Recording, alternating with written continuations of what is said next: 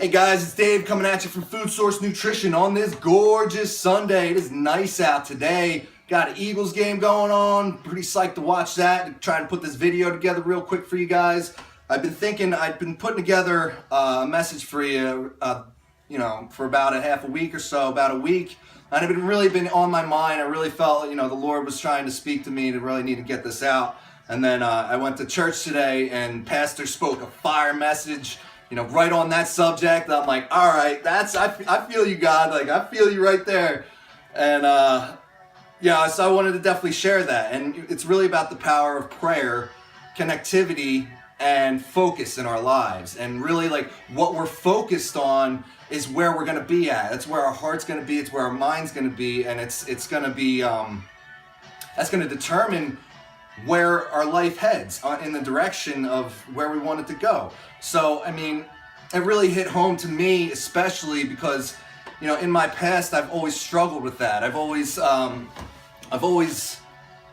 before being saved, I didn't have that direction. I didn't have that focus, and I didn't have God in my life. And it was really painful. It created a lot of painful experiences for me, especially in 2011, as some of you know who know me, or if you've been following, I lost everything in a fire in 2011. And, I was pretty injured. I was injured pretty bad. I was in intensive care for a little bit, and it took me about 4 months of physical therapy to get through that and to get back to normal. But it wasn't like, your body heals, but spiritually, emotionally, I was focused on, I was so angry, I was fearful, I was trying to blame everyone, and I hated myself, and I went through this deep, dark depression, and, it was a 3-year journey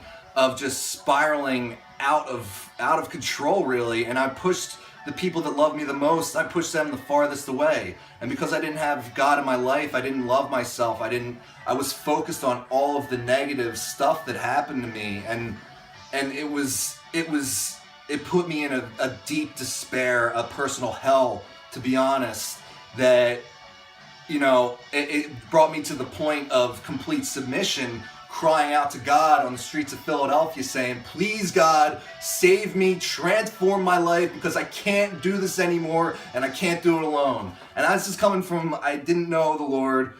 Growing up, I stopped going to church around 12. Until I did that, until I lost all hope and everything else, all my attempts had failed. Then when I was able to cry out to Him at that point of just, that rock bottom kind of feeling, and He transformed my life in incredibly, exponentially, day after day after day.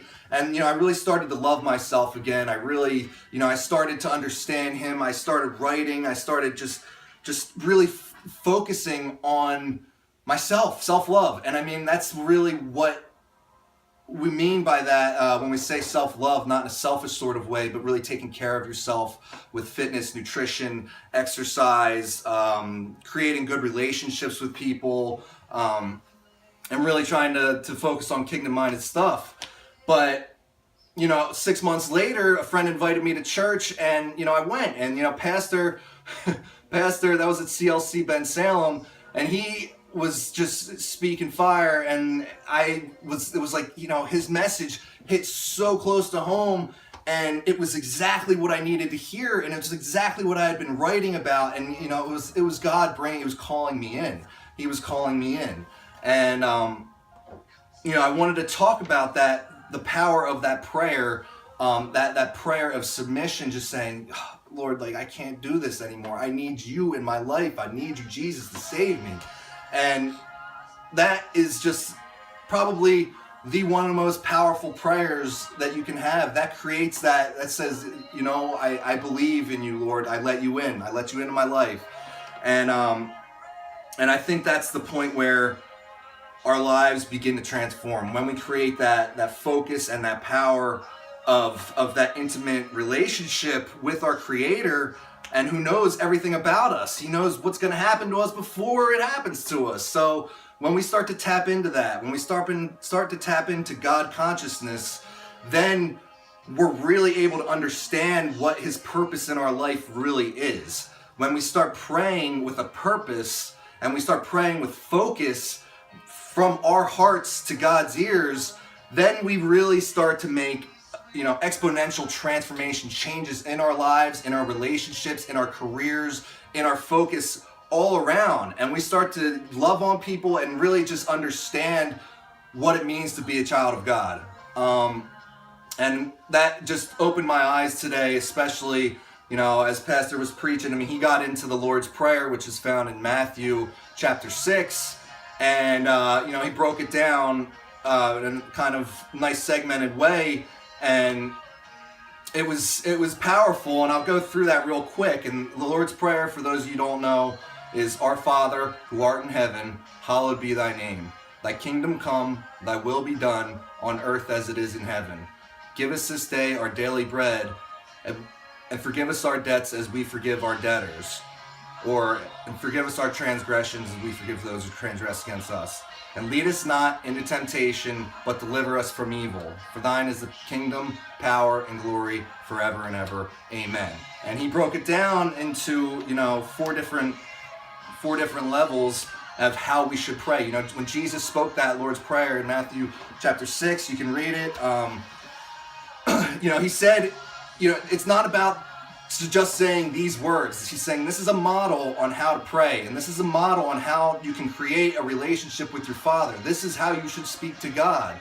And that first part of that is understanding God's supremacy and just understanding that the fear of the Lord is the beginning of wisdom, and that's how you begin to create a relationship with him. And it's not the kind of fear that we think of, like, scary movies or something.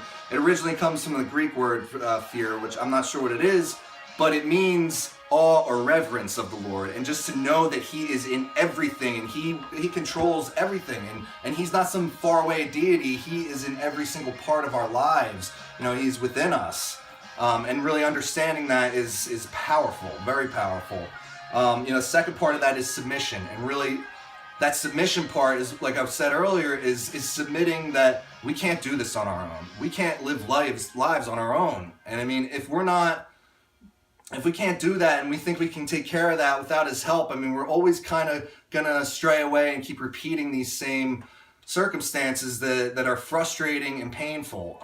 But when we can submit to him and say, whatever your will may be, Lord, with this relationship, with my career, with my my family, whatever it may be, whatever your will may be done. And that's submission part.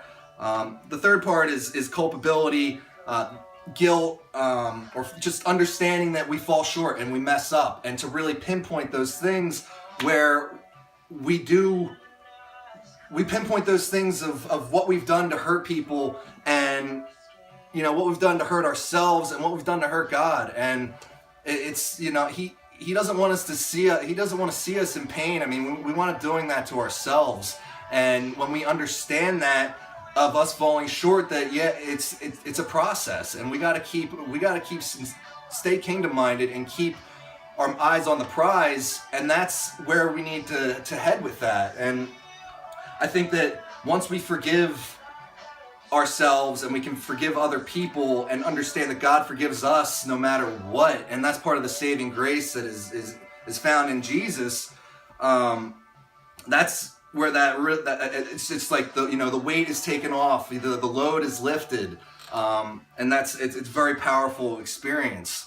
The last part is deliverance, and just understanding the need for God's protection in our lives, our vulnerability, and that we need his guidance and his protection, and that we are going through our lives, and that we need to find focus through prayer and intimacy with our Creator, and really understanding that is something huge, and it's paramount importance, I think, to everyone, once you can finally understand that and apply that into your lives. So I want to definitely encourage all of you today out there who are listening, or if you see this, if you don't know God, I definitely would encourage you to start asking some questions, start getting getting alone, asking questions, ask someone that you know that does know God. Just start asking questions, because what we focus on will create our reality in our future. And if we can create these experiences with the Lord and really focus on the positive things and what His will is for us, then we're going to really start seeing a lot more happiness in our lives. It's going to supercharge our output. It's going to take us to where we need to be to find happiness in our lives and find fulfillment. So I definitely want to encourage you to do that, and just get close with the Lord and start talking to Him. So I love you guys. I hope you all have a great Sunday, and as always, peace out. God bless. I'll see you.